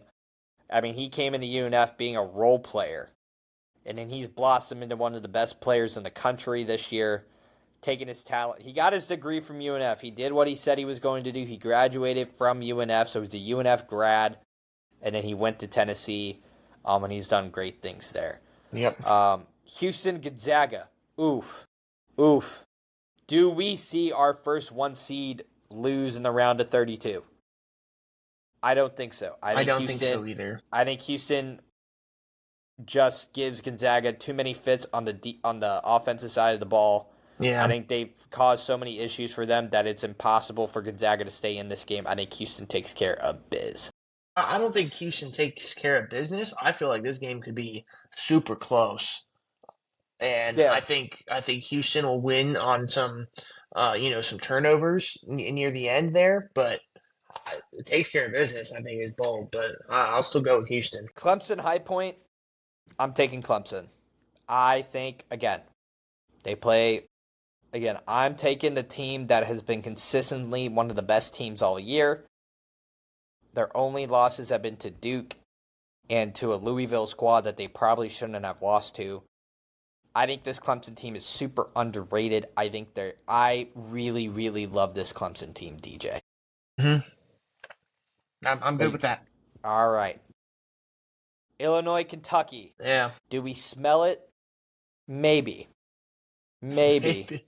I don't want to discredit what Kentucky has done, but history tells me that something's going to happen for why they lose this game that they shouldn't lose. I think it becomes a foul issue. I think I can see Kentucky getting into foul trouble here.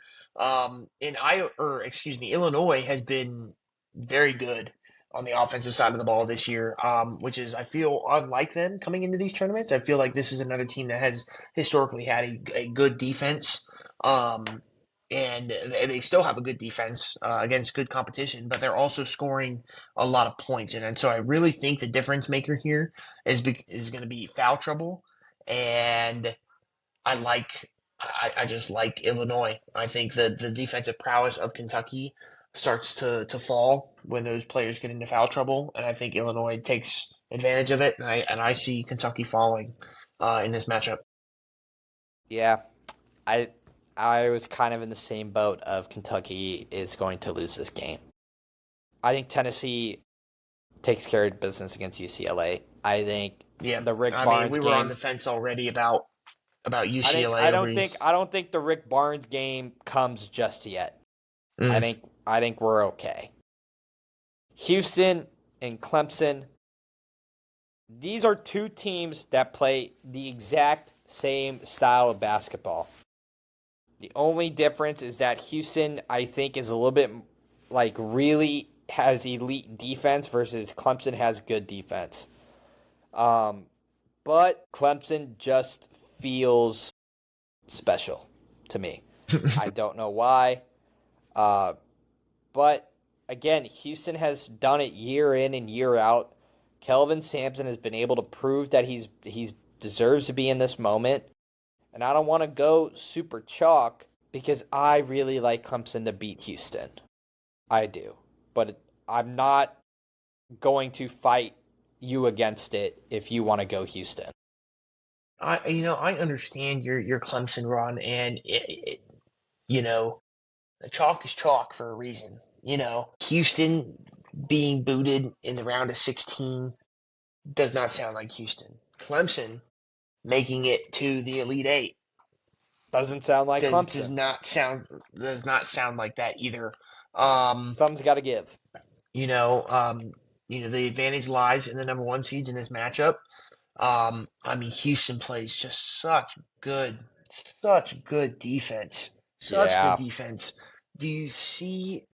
Do you see Clemson being able to overcome you know, that defense in order to shoot the ball well enough to get them in a position to win? I think that this game's going to come down to the wire. And I've seen Houston do this. I've seen them lose games that they shouldn't have. Obviously, everybody can say that. But it's when they don't shoot the three ball well, and then all of a sudden they're in this dogfight of a game that you're like, we should have no business being in, like a dogfight with, like, um, they played Auburn early in the year and they lost. They lost to Bama. They lost to San Diego State early, right? They lost to Mm-hmm. Texas Tech in overtime, and since then they haven't lost since the start of February. And like in this loss to Texas Tech, would love it if they just showed me the stats of this game, but instead they're not going to. That's so great. That's not what I asked for. Um, That's like, here we go. I got it now. Like, they simply they came back in the second half, and and they shot 45%. They shot 35 from three. The ball just didn't go their way. And if that's what we're going to say, like that was their only loss in conference play, and they took care the rest of the Big 12 with ease. But I want to lean but Houston. I but want to like pick you, Houston. but you look at Clemson, their only loss in conference play was to Louisville and Georgia Tech in triple overtime. I mean, I get where you're going. Listen, if you want to go Houston, I'll go Houston with you. I want to go. I would like to go history on this one. All right. I have a tough time. I have. Illinois, Tennessee. I don't see Illinois going to the Elite Eight. I mean, I can see them, but I just think they have the wrong opponent to get there. Yep, agreed. Tennessee, Houston. Elite defense versus elite offense. This is I'm going with the UNF guy. Chaz Lanier Tennessee gets to their first Final Four in good, like, God knows how long.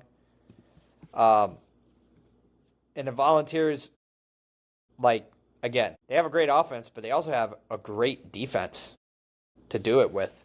And I think that's the recipe to beat Houston. Yeah, definitely the high powered offense is what to match elite defense means you need a guy to step up, right? This game right here in the trenches, right, is where you need that person to shine. And we saw it a few years ago. We had the UCF in Taco Falls, right? Zion Williamson stepped up for his team when it mattered the most. That was a Um, crazy game. I loved it that was game. insane. But that is where one guy, contrary to everything else, to get through the first 2 rounds or 3 rounds, excuse me, this is where you need one guy to step up when it matters most, and I think Tennessee has that guy. I have a gut feeling I know what team's going to come out of this West region for DJ, Yes, you but do. I just want to talk it out. You only got 2 tokens. It's fine. So I just want to let you know you're not going to be able to just put Florida into the Final Four because I'm going to make you use them tokens early, buddy. Florida versus Norfolk State, Florida. UConn, Oklahoma, UConn. Memphis, Colorado State. I like Colorado State. They've won their last 12. Memphis seems a little fraudulent. And I just think Colorado State gets this job done. Even though Memphis has bigger wins on the resume, I just think Colorado State is playing better basketball now than Memphis is. I like that. At this quick glance, both have pretty good offenses. And Colorado playing a little bit more balanced basketball. But I'm not gonna argue too much with you. And the fact that Colorado State is the favorite in this game, wild. A 12 versus 5, the 12 being the favorite, is a wild statistic. Maryland versus Grand Canyon. Bryce Drew has done a great job at Grand Canyon, the brother of Scott Drew. But Maryland is one of the best scoring teams in the entire country. The Crab 5 is what they're known as. And even though they have one of the best offenses, they have one of the best defenses as well. They got a guy that can shoot. They got a guy that can block the ball incredibly well. And the Terrapins have all the things that can happen. But this is a team that doesn't have a ton of depth. So, but I don't think that happens against a team like Grand Canyon. I do like Scott Drew, but again, I think if you're gonna try and go pace to pace, with Maryland, this isn't the team to do it for. I think Grand Canyon is a bad draw for Grand Canyon, and I think Maryland takes this game. Yep, I'll agree. Missouri versus Drake. Now, as much as I love the Tigers, my brother goes to school there, family loves the Tigers. I am a Mizzou fan. For people to not get it twisted, you can be a fan of multiple teams. I can talk ball with the best of them.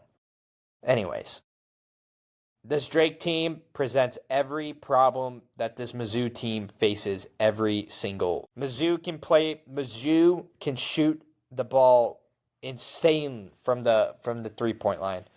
Tamar Bates gets hot, it's game over. Caleb Grill, 6th man of the year, can get hot and get going. It's going to be a track meet. But the thing is, Drake is up to the task. I think their defense gives Mizzou a ton of fits. I think it's going to cause Mizzou to make a ton of uncharacteristic mistakes. And as much as I want to pick my Tigers, everything in my gut tells me that this is not a game we come out on top of. I don't know if you're shocked of hearing that, DJ. Not the shock aspect.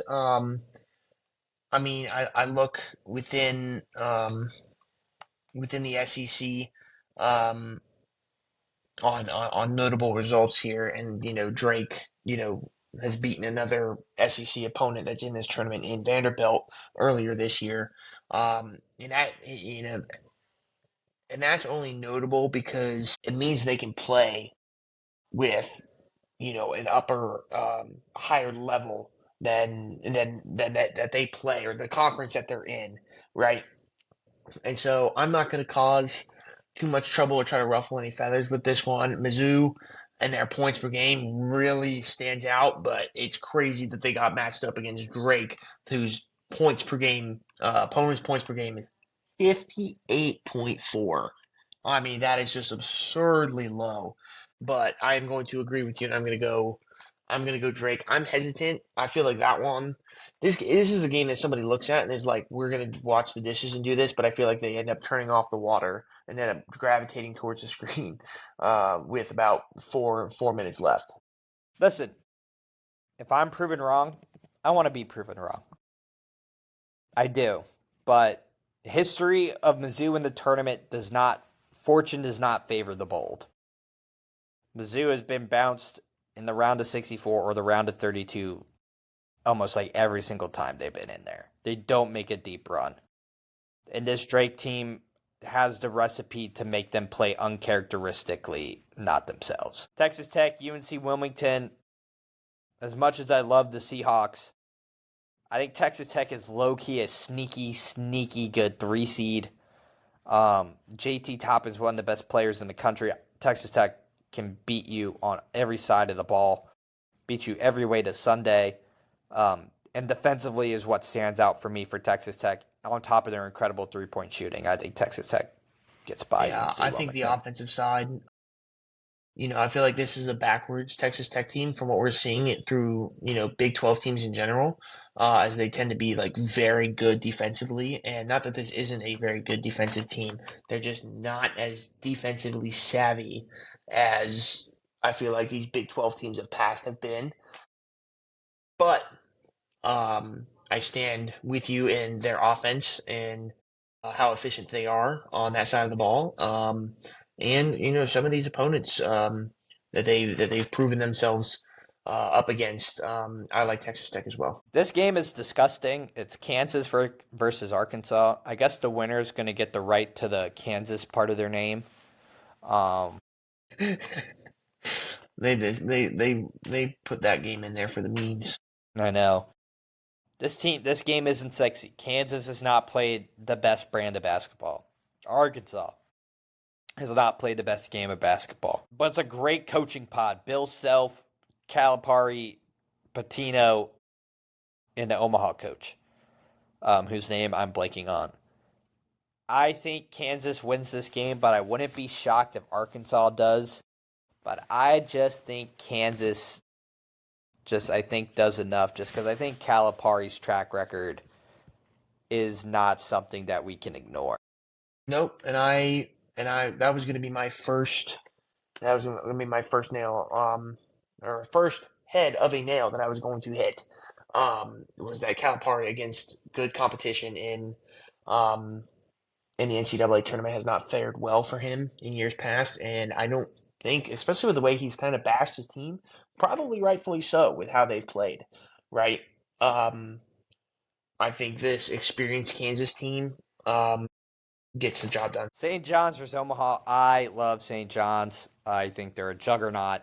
Yep. Omaha, I love the trash cans. I think you're a phenomenal story. If you take down St. John's, you're going to be the talk of the town.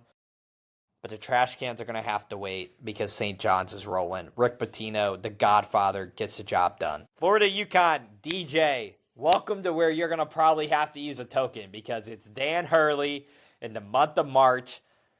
And it's a tough, this is not the UConn teams of old, but they are a team where if they get hot, you're in trouble. And I can attest to UConn that. with solo ball, Alex Caravan, Liam McNeely is just dangerous. But then again, the Florida Gators can run you out of the gym. But I am so gun-ho on this Florida team. It is insane. I'm not a Florida fan. All those people out there. I don't root for Florida.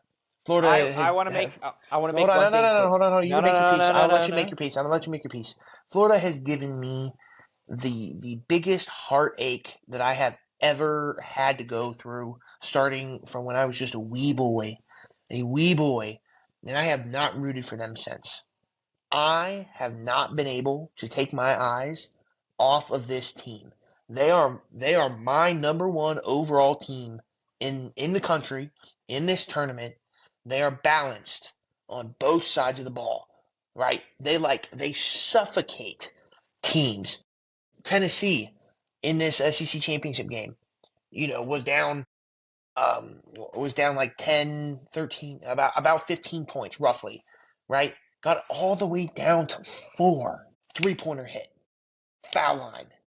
The problem with the Gator team of past is they never made their free throws, and whatever Todd Golden is feeding them has got something to click on this team. Will Richards went down against Alabama, right? One of the hottest teams in the country on the offensive side, especially.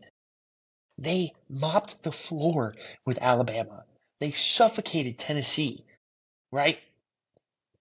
This team, the depth on it, who they can rely on at any given point in this game makes them so much better, especially versus this UConn team who has been shaky all year. Florida has looked shaky in one game, and that was the Tennessee game that after they blew the brakes off of Tennessee by 40, they got blown out by like 30.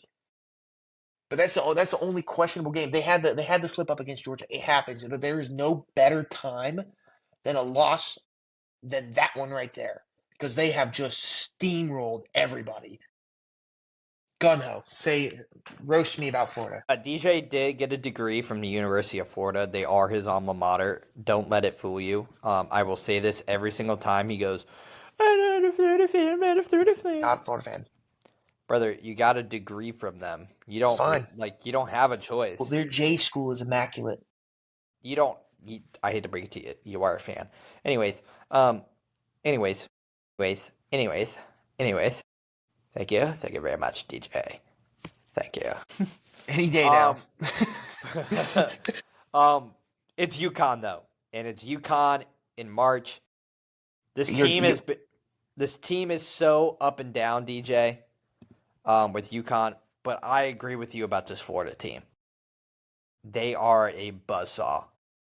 I've never seen a team like Florida where they just run you out of the gym. Like, they outscored the Alabama game. I'm trying to pull up the Alabama game yesterday, and they ran those boys way out of the gym. And Alabama scores all the points. Like, they put up 104 on Bama. They put up 95 on Mizzou. 90 on Ole Miss. Most points in any SEC tournament game ever. Like, they're averaging, like, since the start of February, they have basically averaged, like, 85 points per game outside of one game against LSU where they were, like, that was the weird game where they had to, like, battle back after being down, like, 18. I think Clayton Jr. is playing great. DJ, I'm not going to make you use your token here. I love UConn. I think Dan Hurley is a great coach. I think Florida is just tough. I just don't think it's UConn's year, and it's not a thing to against UConn. UConn is a great team. It's just not their year, and this is Florida's year. Colorado State, Maryland. I think Maryland takes care of business here. Again, we've talked about it before. They got 2 elite shot blockers down in the paint. They also play really good defense. And I think Colorado State, I think the magic runs out. We're going Maryland. Drake, Texas Tech. This feels like a pick I've had a bajillion times before. Texas Tech, I think, takes care of business here. I think they're playing some of their best basketball right now. I think they have all the makings of a team that can make a deep tournament run. So I like the Texas Tech Red Raiders. I'll take that. Yeah, I like that. Kansas St. John's. I think Rick Pitino coaches an immaculate game. I think St. John's is just too much to handle. And the thing is, it is a home game for St. John's. They are in Rhode Island. They are in the Northeast. These St. John fans are going to travel to Rhode Island for this game. Kansas is not leaving this game with a W. It's going to be St. John's game. Any arguments? RJ Lewis, I think, will be a very, very, very big importance here. DJ, I'm gonna You're not going to make me use it. You cannot. No. There's I'm no gonna shot. argue it with Florida, for Maryland. If a team is going to try and beat Florida at its own game, it is going to be this Maryland team. I think this team has what it takes to go toe-to-toe with the best of them. Defensively, I think they're way better than teams are giving them credit for. I think they're way better defensively than you're probably going to give them credit for. Again, they know how to score. Like, again, since February, this is what their final scores have been. Basically, it's 90 to 81, 83 75, 101 to 75, 88 71. They lost to Michigan State. Michigan State does that. 68 64, 71 65, 74 61, 88 65, and then they lost to Michigan 81 80. I think this Maryland team has a special identity to them.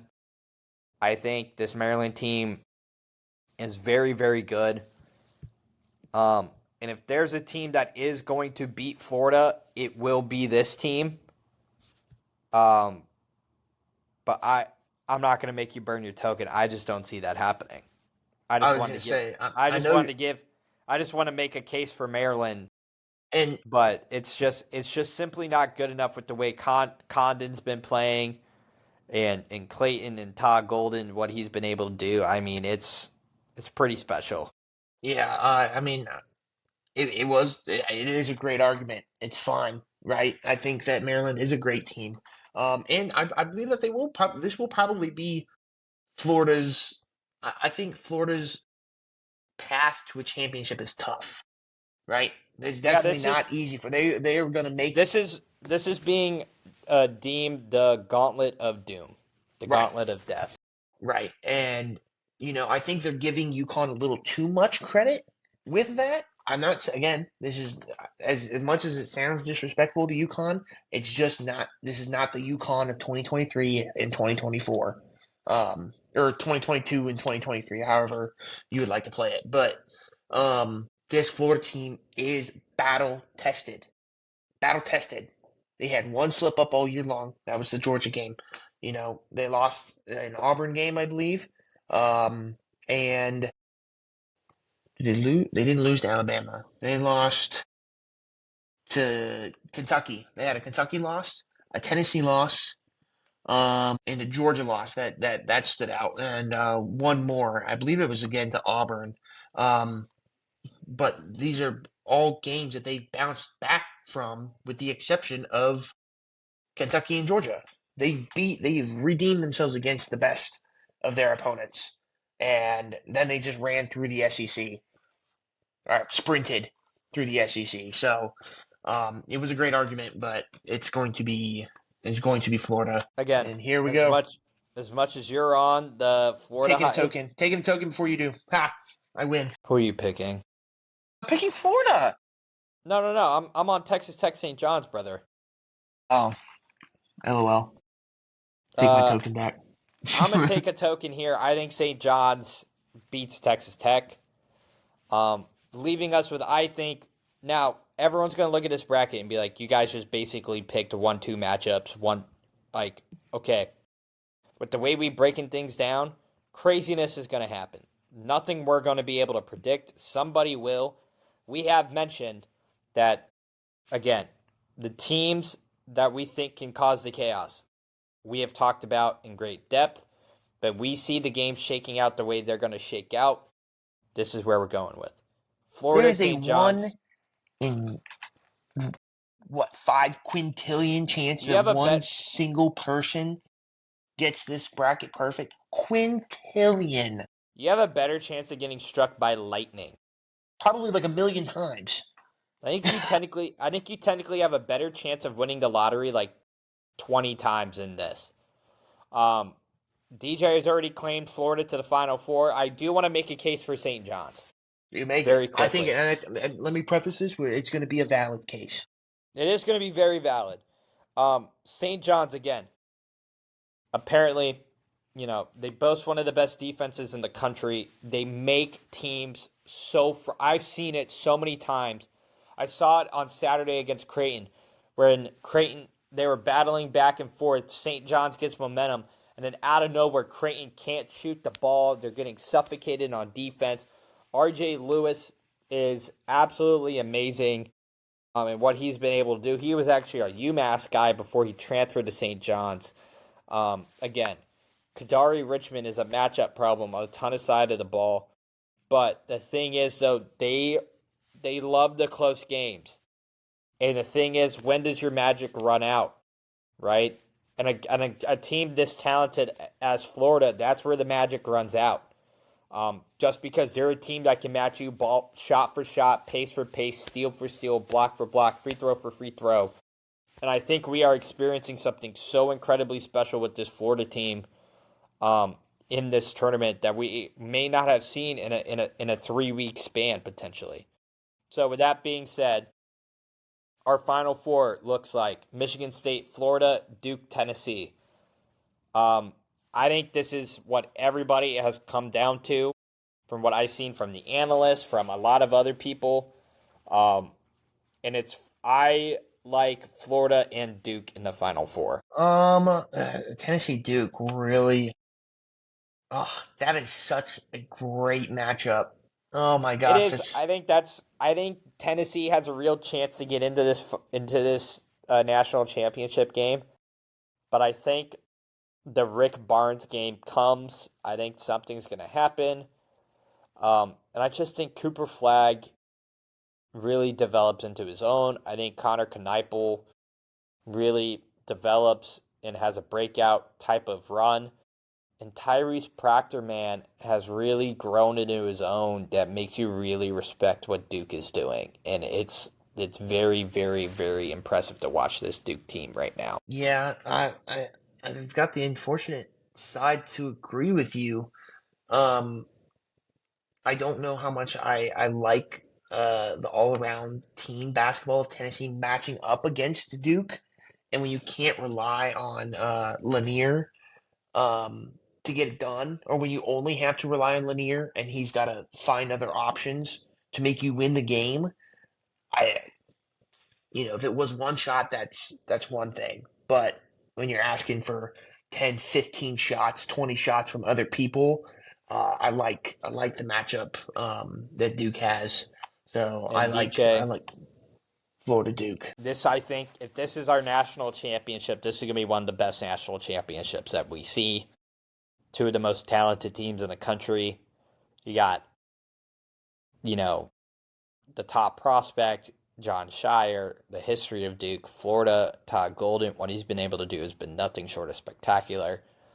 Um, if, you know, the only worst enemy to both these teams is themselves, I think this game comes out. And this is where I think Duke not being in a ton of close games, I think comes to bite them in the butt.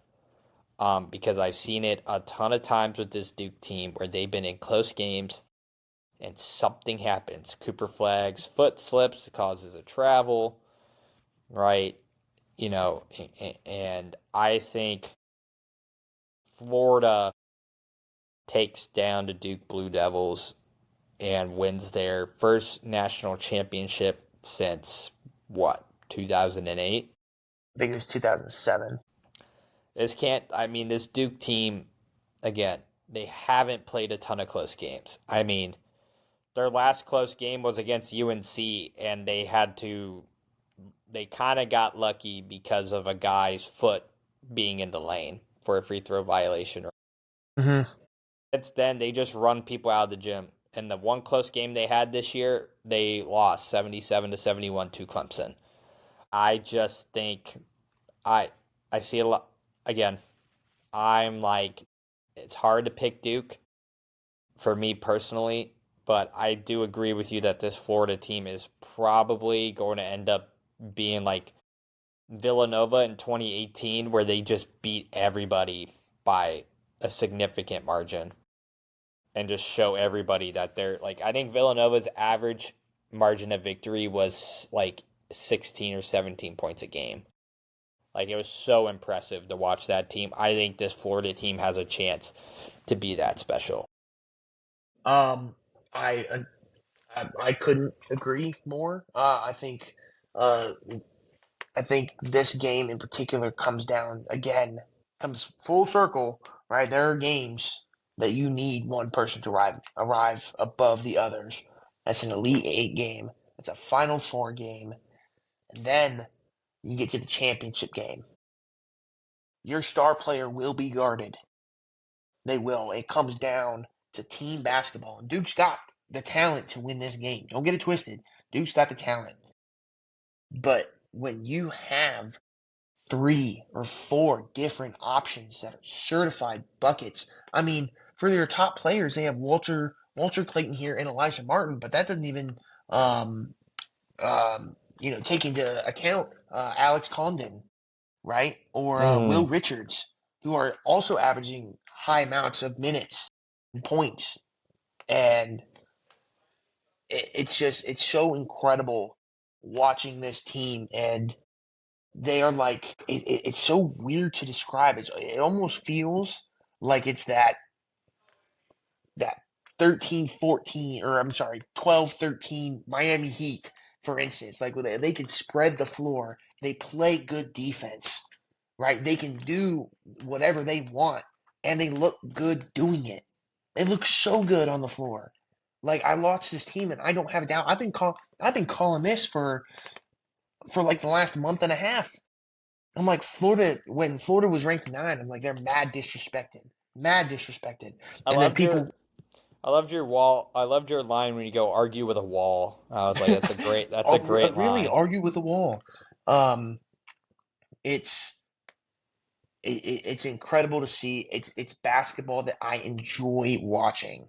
And so that might put a little bit more bias than anything into this pick because I just love watching them play this brand of basketball or the way that they're playing this brand of basketball. Todd Golden, slipped them something of Mike's secret juice or whatever it's called. Yeah, I think it's a secret juice. So it's incredible. I've got Florida winning it as well. Well, folks, this has been a long one, but it had to be this long. We had to go through the details. Um, you know, Who's gonna unbelievable. give it? Who's gonna get you guys this insight like this? Nobody. Listen, we broke it down. Me and DJ are going to be 100% wrong on probably like half of these matchups. But the beauty is we can go back, talk about it. We can make picks the following week, when we get, further into this as we continue to update. But this is the best time of year. I'm super excited. Again, follow along with us. Me and DJ will be giving our official Final Four picks on Instagram and TikTok. And yeah, let us know if we're right, if we're wrong, what you like, what you don't like. And like, comment, share, and subscribe. This has been The Deal with D and J. I'm your co-host, Jacob Pearl. He has been DJ McCatherine. See you later.